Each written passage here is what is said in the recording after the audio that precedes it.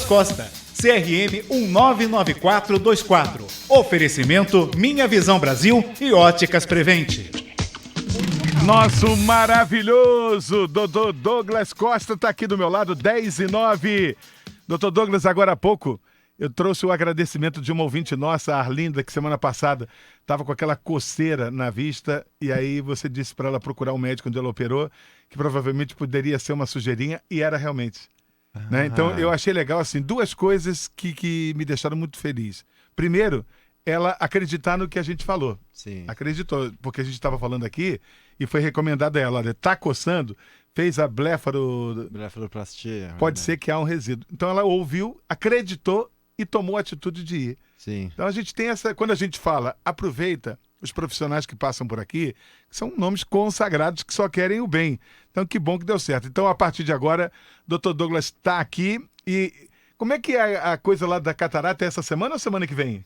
É isso, bom dia a todos. A gente vai fazer, né? A gente tinha pegado, que nem da última vez que a gente fez do glaucoma. Foi 11 de março. A gente escolheu um dia, aí ficou cheio, lotou, né? Graças a Deus o pessoal pôs fé no projeto, né? E foi lá. De acreditar isso que a gente fala, que bom, Exato, né? Exato, E aí agora a gente tinha escolhido o dia 20 de abril, que é uma quinta-feira, porque esse mês aqui tá cheio de feriado, né? Então tava difícil achar uma data, mas como tá com uma procura muito grande e às vezes é complicado para a pessoa conseguir ir num dia só específico, a gente resolveu abrir a semana para isso.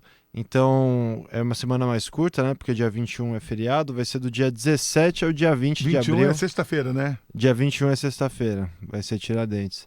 E aí a gente vai abrir esses 4 dias assim que a pessoa consegue marcar. O foco vai ser no dia 20, porque aí vai... Uma quinta-feira. Que é a quinta-feira. Mas dependendo da procura, a gente vai também dar uma espalhada assim para a gente conseguir fazer esse mutirão um pouquinho mais longo. Então eu vou dar tempo a você, daqui a pouquinho, quando terminar a participação do Dr. Douglas, ele vai passar. Essa marcação é por telefone fixo e WhatsApp? Pode ser pelos dois? Pode ser pelos dois. E a idade mínima para poder fazer a avaliação? A gente está falando em 55 anos, né? Porque, inclusive, é um dos tópicos que a gente vai conversar aqui hoje, que é sobre falar um pouquinho mais de novo sobre a catarata e os fatores de risco, né? Eu peguei algumas informações da Academia Americana de Oftalmologia sobre a incidência, né? O tanto de catarata que acomete as pessoas, né? Quantas pessoas são acometidas pela catarata. Que nem eu já tinha comentado antes, é uma alteração normal do corpo humano. Então, o cristalino, que é aquela estrutura transparente dentro do olho, que é similar a uma lente, com o tempo ela vai ganhando tamanho e vai ficando mais opaca, mais esbranquiçada. Mas existem alguns outros fatores que aceleram a formação da catarata. Então, né, catarata é aquilo que todo mundo vai ter, né? Todo mundo. Todo mundo vai ter, a certo ponto da vida vai ter.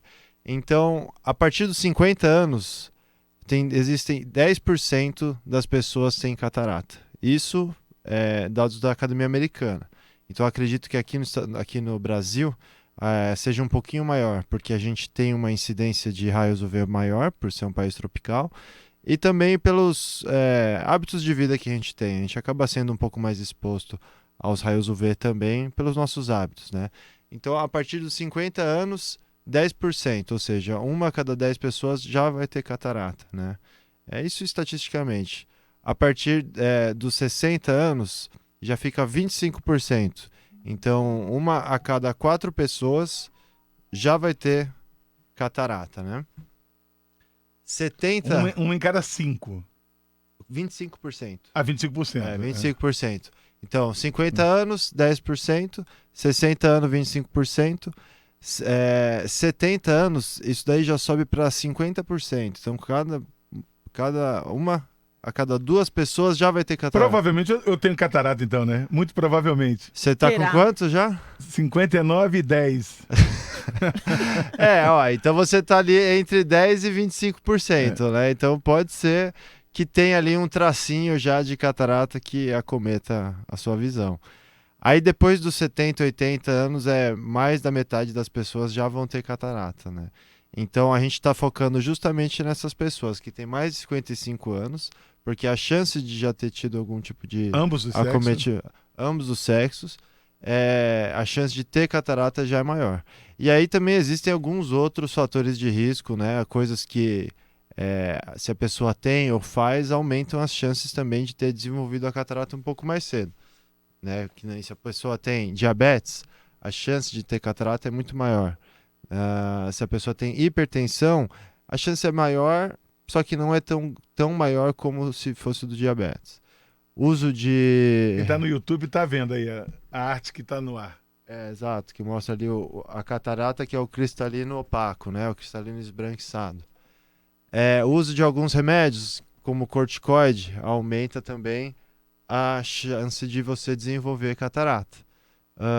E a exposição UV prolongada, né? Então, a gente que faz né, a gente participa da ONG Médicos da Floresta, a gente vai fazer atendimento ali na região do Xingu, do Yanomami, a gente vê muito... Ai, que legal. Vocês atendem lá? A gente faz... Ai, que Trabalho voluntário? bonitinho, que legal, é muito parabéns. legal.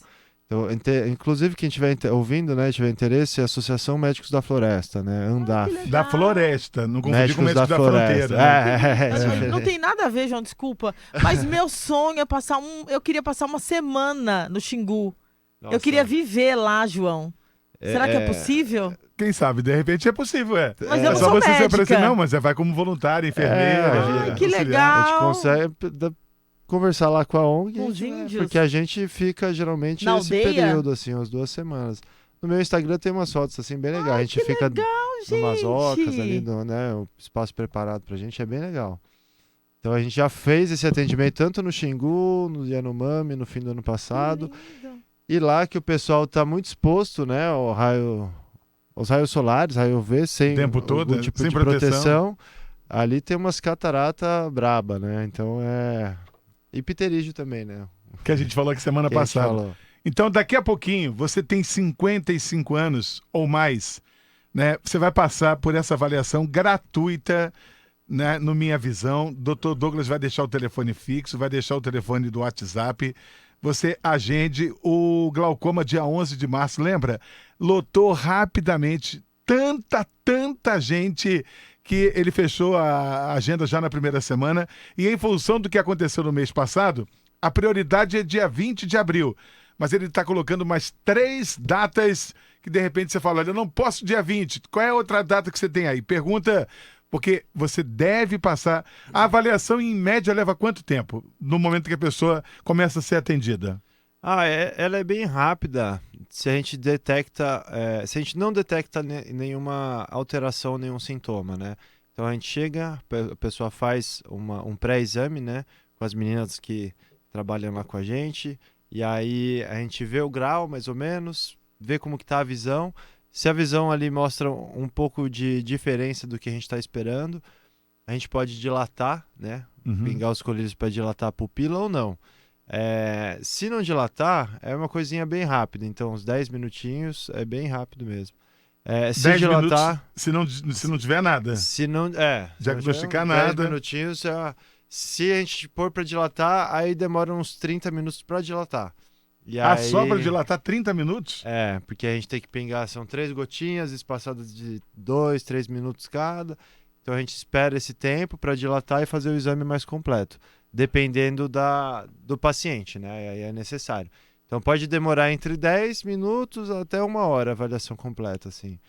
E aí a pessoa, sabendo que tem catarata, e qual seria a indicação para ela depois? Então, buscar aí... ajuda, um tratamento? Dependendo do que a pessoa tiver, se ela realmente tiver catarata, mas às vezes não está cometendo o dia a dia dela, né? O cotidiano, ela não está sentindo nenhum sintoma, dependendo a gente pode falar, pode esperar um pouquinho para fazer a cirurgia, ou se tiver o desejo já de fazer a cirurgia, pode tentar ir atrás de fazer a cirurgia.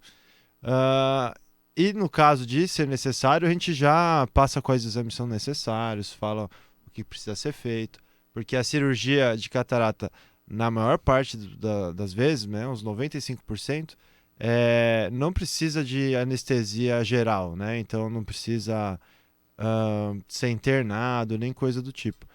A gente faz ambulatorialmente, que fala, porque a pessoa vem e no mesmo dia ela já recebe alta, né? Faz a cirurgia e depois já recebe alta. Mas, de qualquer forma, ela precisa passar por uma avaliação de um médico clínico geral, ou cardiologista, ou anestesista, porque ela vai ser sedada, né? Então vai receber algum tipo de medicamento na veia para ela ficar um pouco mais dormente, né? E aí vai receber um colírio no olho, que é o tipo de anestesia tópica, né? Anestesia no lugar, né? Só no olho. Não vai sentir nada, é uma cirurgia que não tem dor, é uma cirurgia muito segura, né? A gente faz bastante. E depois que acabou a cirurgia já vai para casa, depois de uns 20 minutinhos. Uma curiosidade que eu tenho, para mim, eu não sei se a Ângela já fez isso, mas eu acho desesperador quando tem que colocar aquele dilatador. Não sei se é pior na hora que coloca ou enquanto ele faz efeito, né? Ele é colocado em quais situações, aquele dilatador? Quando é que vocês precisam? Colírio? Que é um que faz com que você não fica consiga cego. enxergar depois, Fica cego por um Porque eu tinha vontade de saber Por um como é que momento. fica, o olho fica maior, como é que é? O que aumenta?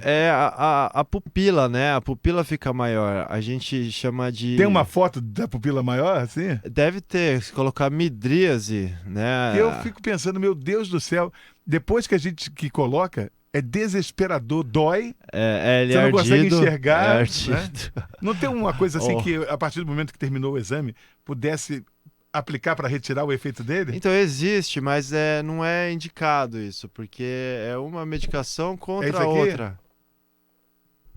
Isso aí a pupila tá bem dilatada, né? Só essa regiãozinha azul em volta aqui, que é a pupila, e aí essa região que tá escuro, na Essa aí tá realidade dilatada. tá bem dilatado, bastante. E aí para vocês fica mais fácil de enxergar.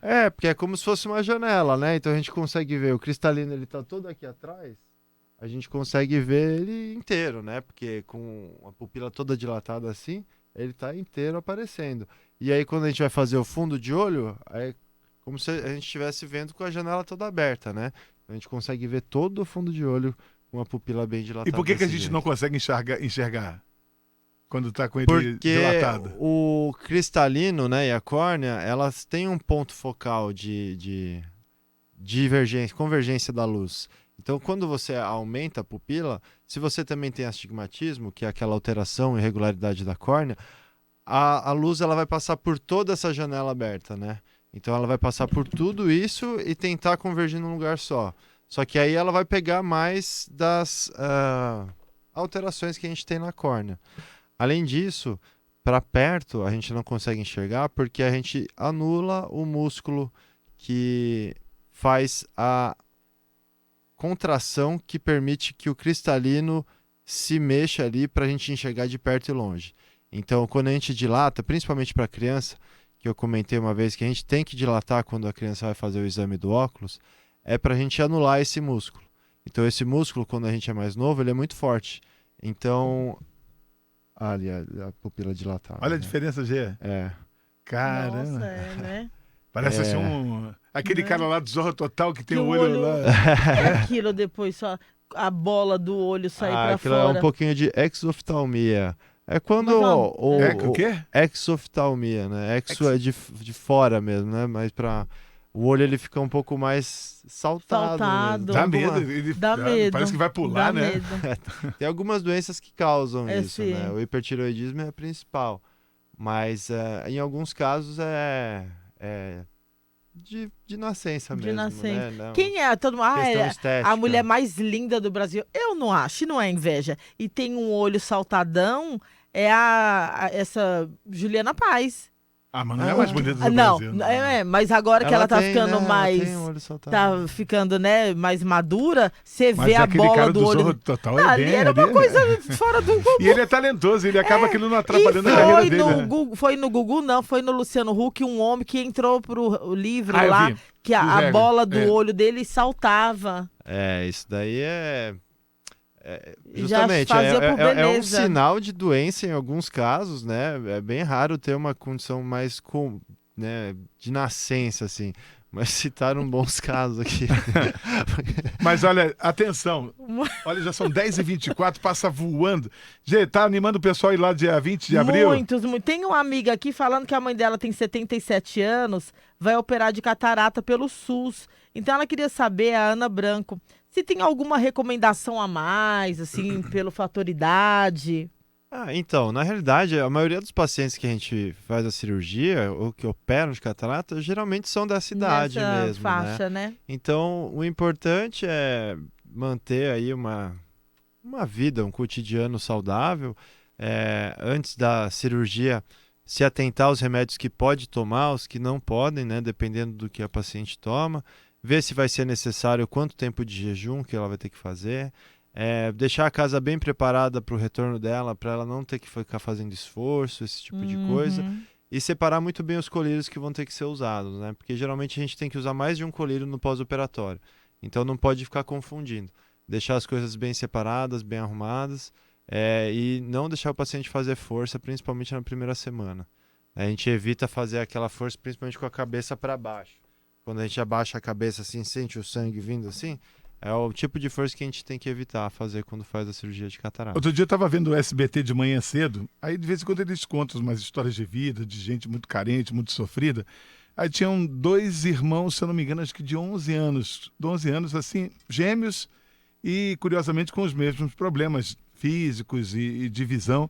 E aí, pela família ser muito humilde, os 2 compartilhavam o mesmo óculos. Isso traz problema? Compartilhavam o mesmo óculos? Mesmo óculos. Não.